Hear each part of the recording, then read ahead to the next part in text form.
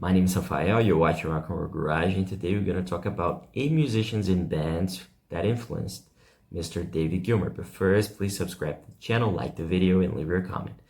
Well, we selected these bands and artists he praised over the decades, and he said that influenced him. And the first one are the Beatles, obviously a band that influenced everybody.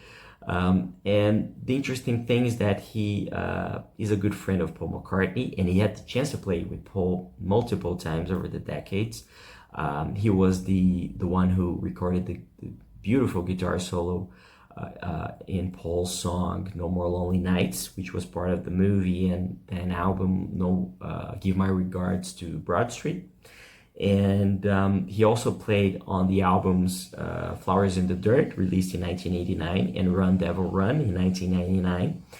And he was also part of a special show that Paul did at the Cavern Club in Liverpool, a historical place for the Beatles, in the early thousands, and was also part of that supergroup, let's say, the legendary Deep Purple drummer Ian Pace. And a statement by Gilmour that summons that really is the ultimate statement in terms of how the Beatles influenced him, how much the Beatles were an influence to him, was in an interview with Mojo magazine in 2015 that he said, "I really wish I had been in the Beatles. They taught me how to play guitar. I learned everything, the bass parts, the lead, the rhythm, everything. They were fantastic." So he really wished he had been in the Beatles, and he was a little bit, right, playing with Paul back in the early thousands at the Cavern Club. I mean, you can't be more in the Beatles than that decades after. And the second one is Eric Clapton. And the Eric and Clapton phase that really influenced Gilmour a lot was when he was part of the John Mayall and the Blues Breakers. And obviously he was part of that so-called also Beano album, and the Eric Clapton with the John Mayall and the Blues Breakers released in the 60s. And that era of John Mayall really influenced Gilmour a lot. Also the era with Peter Green, who would later on also be famous with Fleetwood Mac. And in an interview with Relics magazine in 2015, he explained that influence. He said, "All of those guys were incredible, and I spent time trying to learn how to play their licks perfectly. I would suggest any young player should try to sit down and do that. You wouldn't end up knowing how to play their stuff quite well, but eventually you will find your own style from that. It forces its way out of the copying." So what a great advice by Gilmour. And the next one, it's quite obvious because it influenced most guitarists, Jimi Hendrix. But the interesting thing about this one is that Gilmour had the chance to watch Jimi Hendrix playing live before Hendrix was the Jimi Hendrix. It was back in 1966 when Hendrix was playing in South Kensington with Brian Auger and the Trinity, because before he formed his own band, the Jimi Hendrix Experience, Hendrix was a sideman for many artists previously, including Little Richard, for example. In an interview with BBC Radio 2 in 2006 that we transcribed in the article, you can read in rockandrollgarage.com, he said that I went to a club in South Kensington in 1966, and this kid got on stage with Brian Auger and the Trinity, and he started to play the guitar with the other way around, upside down, and started playing. Myself and the whole place was with their jaws hanging open. I went to the next day to the record shops and I said, "You've got anything by this guy, Jimi Hendrix?" And they said, "Well, we've got a James Hendrix." He hadn't yet done anything. So I became rather an avid fan waiting for his first release. Also, this one of his beautiful ballads that I really love, and in this show, in this BBC radio show, he chose one of his favorite ballads by Hendrick, which was The Wind Cries Mary.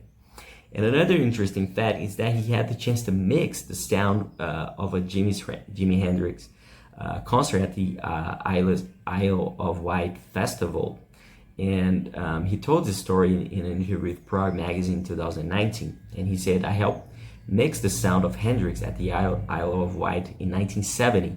Not a lot of people know that. From the side of the stage with audio masters with Charlie Watkins. I went down to go. I was camping in a tent, just being a punter. I went backstage where our main roadie guy, Peter Watts, was trying to deal with all the mayhem with Charlie Watkins of WEM. They were very nervous. They were going to have to mix Hendrix sound. I did some mixing stuff in those days, and they said, help, help, help. So I did. So he mixed also Hendrix sound at the Isle of Wight Festival in 1970. And Pink Floyd was the opening act for Hendrix on a few dates. And Hendrix at the time described them as a very weird band, because obviously they were quite proggy those days. The next one is Hank Marvin, the legendary guitarist, part of the Shadows, mainly instrumental group, British group, that influenced countless British guitarists over the decades. Another guitarist who were influenced by the Shadows were, for example, Mark Knopfler, the Dire Straits vocalist and guitarist, and the Black Sabbath guitarist Tony Iommi. And in an interview with Music Radar in 2006, Gilmour praised him. He said, the way I play melodies is connected to things like Hank Marvin and the Shadows. That style of guitar playing where people can recognize a melody with some beef to it. So he was also a big influence to David Gilmour. And another blues guitarist that influenced him a lot was the legendary B.B. King. And the interesting thing is that they had the chance to play live together once in 1998 at the Jools Holland show on the BBC Two, and they played the song Eyesight to the Blind. You can see that performance here on YouTube. Beautiful performance, beautiful collaboration between the two.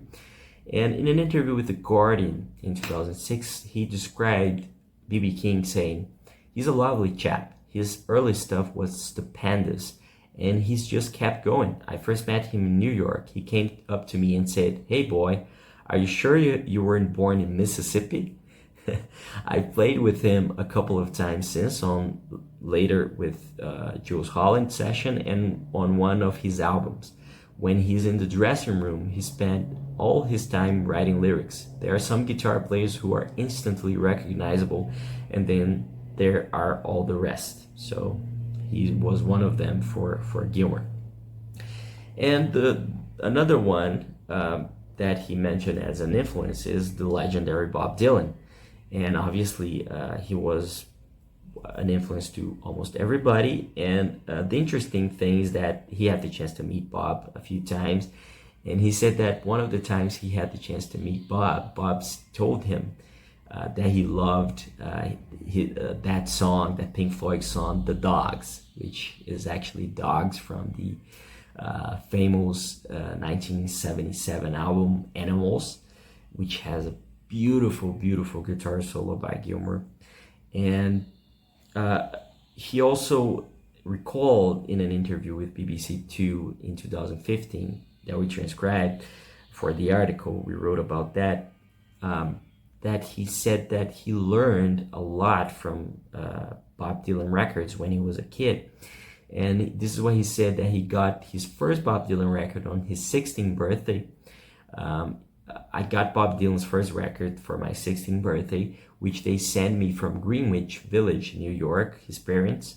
Before that, they sent me the Peter Seeger's Guitar Tutor record, which is my only actual instruction to play guitar, was with Peter Seeger's Guitar Tutor record. So Peter Seeger was also an influence when he was starting to play. And the final one that we selected are the Beach Boys, the main rivals of the Beatles, let's say, in the 60s. And he even recalled that early on in Cambridge, when he had a few other bands, they used to cover a lot of Beach Boys songs live. And he, in an interview with BBC Radio 2 in 2006, he talked about the Beach Boys, and he said, "I love the Beach Boys. My early band in Cambridge when I was a teenager, we did a lot of Beach Boys songs, but I didn't want to play one of the too surfy ones. I just loved the place that Brian Wilson got to when he came out of all that surf music. Some of these moments are just sublime. God Only Knows is one of the best things. It's so beautifully constructed, so meaningful as well." And the interesting thing is that he had the chance to induct Brian Wilson to the UK Music Hall of Fame in 2006, and he praised the musician as well. And actually, there's another one. This is not the final one, I'm sorry. The final one is the American musician and songwriter Lead Belly. Now, if you don't know him, he was born in Murringsport, Louisiana, United States, back in 1888. And he is remembered for his strong vocals talent and also the talent of a 12-string guitar and the folk standards that he recorded. And Gilmour often said that the American folk musician was a big influence. And also in an interview with BBC Radio 2 in 2006, he talked about Lead Belly, and he said, the Rock Island Line, which is a song by Lead Belly, was one of his absolute favorites. And he said, "Lead Belly, I loved him when I was very young, loved his 12-string guitar playing. I always enjoyed the 12-string. His history, he was in prison. He got released from prison on a murder charge because he was such a great singer. But for me, Rock Island Line was one of his first things I've learned. Also is one of the things that you can actually learn one chord, get your fingers on that guitar in one position and not move from there. You can do the whole song and sing this old song yourself. So it's a great thing, part of my childhood." So these are a few, actually a little bit more than 8 if you count Peter Green and a few others that we mentioned, but mainly these are 8 artists and bands that influenced David Gilmour. If you want to read more and read it all that he said about those artists, there's a lot more in the article we wrote about this that you can find it on the description. Don't forget to visit rockandrollgarage.com. Don't forget to please subscribe to the channel, like the video, and leave a comment. Thank you for watching, and I see you later.